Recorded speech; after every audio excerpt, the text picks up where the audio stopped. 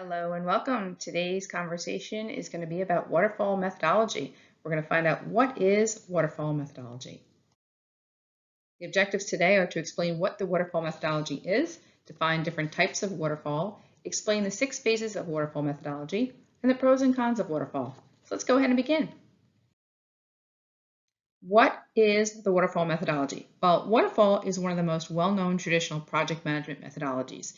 It is a methodology that uses the approach from writing specifications through customer delivery over a sequence of milestones that can cover months and if not years of time.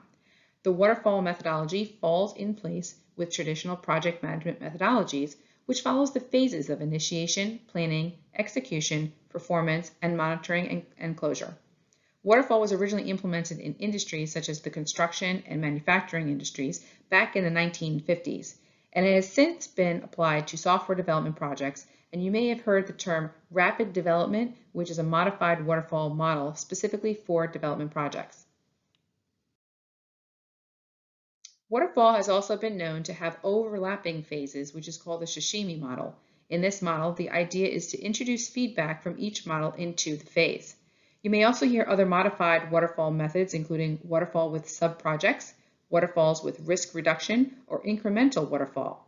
This is due to the methodology being used in different industries, but the traditional waterfall mandates strict sequential phases, and therefore all of the project planning must happen upfront and, more importantly, be correct. This means that everyone on the project must remain the same throughout the entire project, and they must understand their roles and requirements. When problems occur, there is no chance to go back to a previous phase, and once it's done, it's done. So errors are logged for the next iteration of the project, which will begin again in the requirements gathering. These strict phases are similar to building the foundation of a house. You have to pour the concrete first for the foundation, and you can't start hanging drywall until the frame is built, which goes on top of the concrete foundation. So here is what the waterfall methodology's 6 phases of project management looks like. You first have requirements, then you have design, development, testing or validation, deployment, and maintenance. Let's talk about each one quickly. Requirements gathering.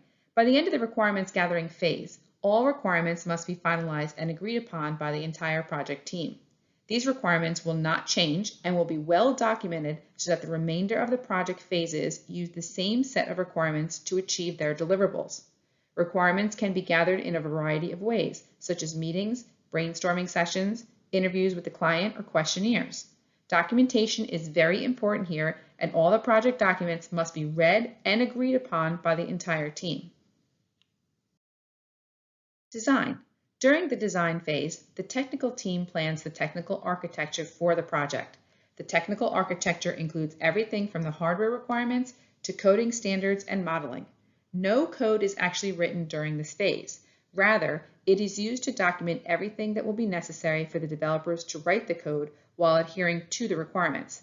The code is written in the next phase. Implementation. Developers typically write the code for each individual feature based on the technical requirements. The technical requirements were based on the phase 1 requirements that were documented and signed off by the entire team. When the features of all are complete, they are integrated together to create a final product. And after the implementation phase is complete, the testing or validation phase can begin. Testing and validating. Testing is also commonly known as quality assurance, or QA, and quality control, or QC. Quality assurance is process-oriented, while quality control is product-oriented.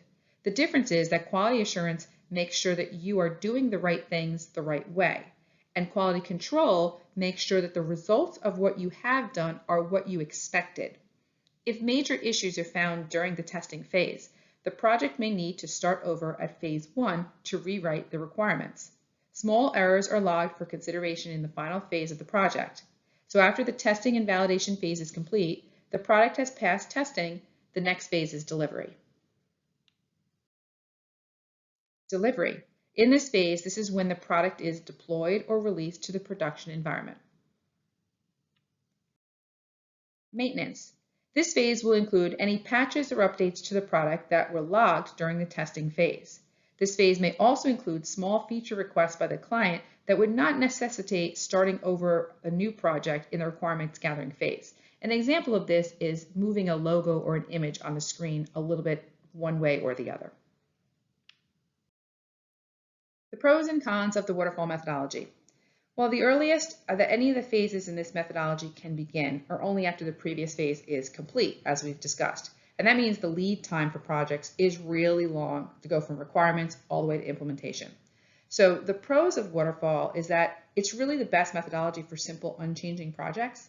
It's easy to use and maintain and manage. It's a well-defined model. Its discipline is enforced. It requires well-documented approach, and it may work in limited instances. However, the cons that people find in this approach and this methodology is that requirements are a moving target. I mean, let's think about this. Business is constantly changing and users don't know what they want. And change is a factor of business life. So writing a full set of specs may be impossible with all these changes. There's also tons of wasted resources because there may be rework done. And there's churn that leads to more defects and lower quality. And there is the potential loss of opportunity window for new products to get to the market sooner. So the waterfall methodology is not the most productive software development process. You first have to have the full requirements of the system to be built. These requirements have to be handed off to multiple development teams that need to be managed. If there are any changes to these requirements, there needs to be a change management in place. Once the development is complete, there needs to be a quality assurance team to validate the development and it's according to its requirements. And if it isn't, it goes back to development to fix and then retest it. And once it's ready, it can be implemented to the production environment or given to the customer. So there's a lot of processes and moving parts, and they're all relying on the previous phase. And this can be hard to manage unless the project manager is very organized and has skilled team members to work with. So I hope you enjoyed this presentation of the waterfall methodology. Go ahead and click the like button if you like this video and subscribe to my channel for more project management videos. Thank you.